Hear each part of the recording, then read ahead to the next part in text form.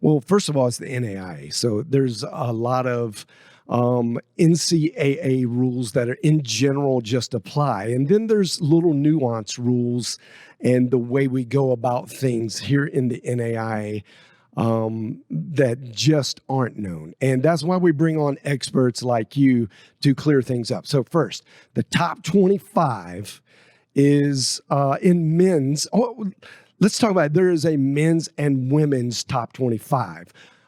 Are those exactly the same? The way they go? That's right. Well, in the way that they work, they're the same, but in the way that they're used, it's actually different. So the men's side of things are actually piloting a program that's beginning this year. And what they're doing is they're basically divorcing the selections for the national tournament from the top 25. And so if folks head over to NAIA.org on their leisurely time to check out the polls that are posted there, you'll notice that the men are actually referred to as a top 25 poll, but the women are referred to as a top 25 rating. And that nuance in terminology is intentional because a poll is publicly only. So that is to say, hey, these are a group of coaches selections for, that edition of the top 25. While the women's top 25 is produced the same way, the usage of that information is actually much more important, at least for this year.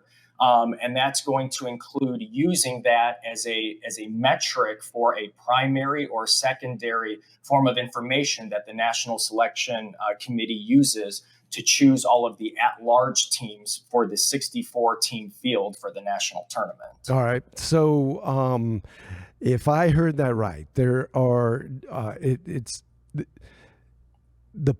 it's hard not to say the poll, but the men's are a poll. Yeah, but right? The women's is the rating.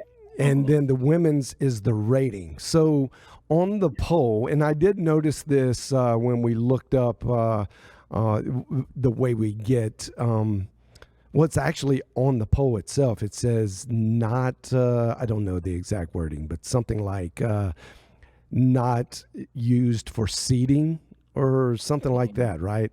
So is this just something they do for fun? Well, for the men's side of things, I think you could make the argument that, yes, that's pretty accurate, because historically the top 25 has been a major metric in the national since we've gone to a national selection committee. That has been a major metric in every sport in the NAIA. But like I said, the men are piloting, and actually women's lacrosse is the other sport that's piloting this program. That's kind of divorcing that poll/rating from what is to be considered for those at-large berths for the national tournament. And while it is a good metric, I think we have a lot of tools available to the coaches that are and the committee members that are on the National Selection Committee that maybe make it a little bit redundant.